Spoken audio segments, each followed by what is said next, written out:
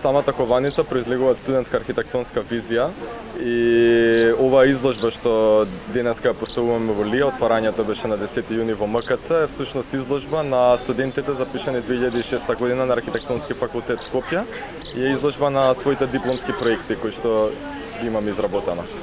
Што опфаќаат вашите дипломски проекти?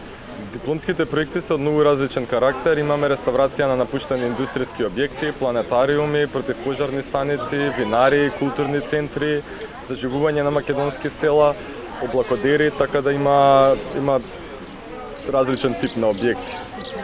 Каква визија има, да речеме, твојата генерација? Самите проекти покажуваат дека ние сепак нашиот стил е еден космополитски стил и дека инспирацијата што ја влечеме во нашите проекти е една светска, ја влечеме од светската архитектура и самите проекти се доста современи. Сите проекти се работени на локации во Македонија, така да се реални проекти.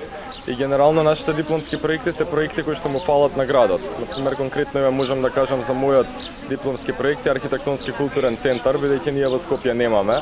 И поголемиот дел од проектите што се реставрација на стари напуштени индустријски објекти, тоа е моментално тренд во светот, што кај нас многу споро се појавува. Имаме многу малку примери од тој тип.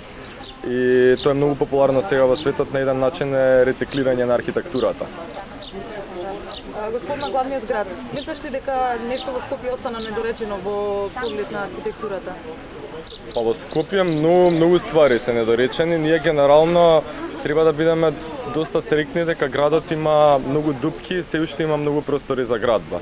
Така да Скопје не е толку наполнет град и зеленилото што го имаме во градот во споредба со другите главни градови имаме многу повеќе зеленило кое што треба да го цениме. Бидејќи и другите главни градови сега веќе доаѓаат до степен кога имаат проблем со зеленило и садат дрва и не би требало кај нас да стигнеме до тој проблем па да го воочиме проблемот.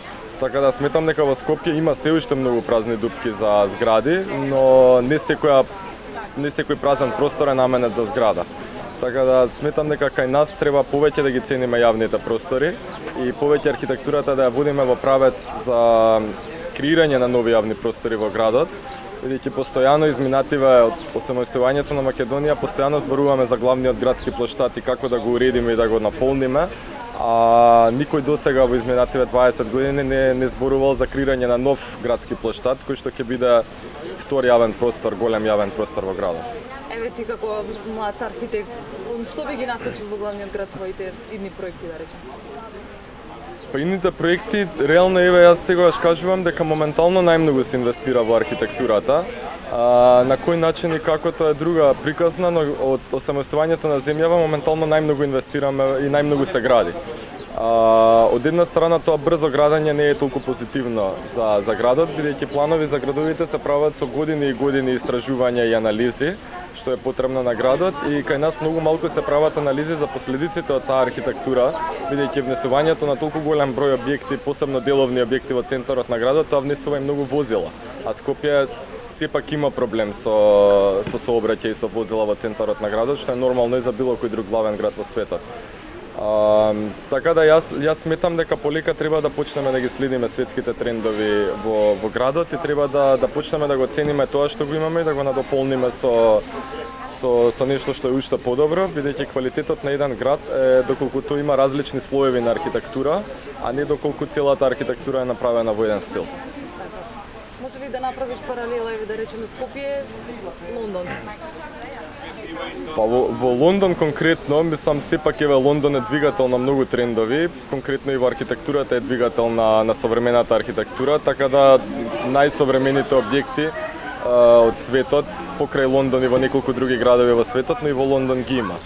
Така да во Лондон и народот, граѓаните се такви, сакаат да видат нешто ново и се многу среќни кога нешто за прв пат ќе се случи во Лондон.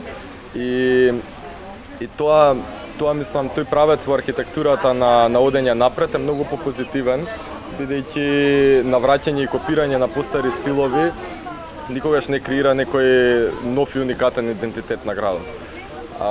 Така да во Лондон исто така многу интересно е како тие се однесуваат кон малите отворени простори, бидејќи на секоја ќоша, на секој агол има некое мало паркче, што кај нас имаме можност за многу повеќе тоа да го правиме, но сепак ние секогаш се фокусираме само на поголеми јавни простори, а во последно време се почнуваат да се појавуваат мали џепчиња во градот кои што се јавни простори за граѓаните.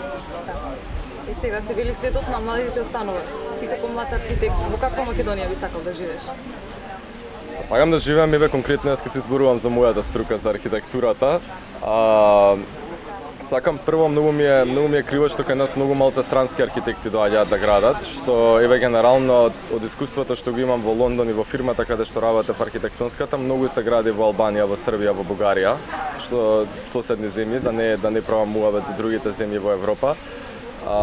Тоа има неколку позитивни страни. Првата позитивна страна е што нашите архитекти, нашата архитектура оди напред бидејќи конкуренцијата доаѓа од странство. И треба малку поспоро да го анализираме градот. Например, плановите за Лондон кои што се прават за градење за архитектурата, сега има план за Лондон 2050. Тие се на многу подолг рок и многу со поголеми анализи се градат тие објекти. И јас сакам да се врати стилот на архитектурата на архитектите. Односно самите архитекти да одлучуваат за стилот и самите архитекти да ги внесуваат тие светски трендови, бидејќи како што знаеме не само Македонија, него целиот Балкан конкретно пак за архитектурата, во архитектурата секогаш касни со светските трендови, но секогаш тие стигале до нас. Така да сметам дека треба полека да почнеме да гледаме напред и да почнеме да видиме што се гради во светот, како да го внесеме тоа кај нас и да ги учиме позитивните искуства од странство и да ги внесуваме кај нас. А сметаш дека ваквите изложби се добар почеток за приближување на светската уметност до... Па, како што кажав тебе, на младите иднината, сепак ние сме тие кои што ќе го градиме овој град и оваа земја во наредните години. Така да за тоа изложбата е наречена став, бидејќи со оваа изложба сакаме да го покажеме нашиот став во архитектурата и сакаме да покажеме што ние сакаме да твориме.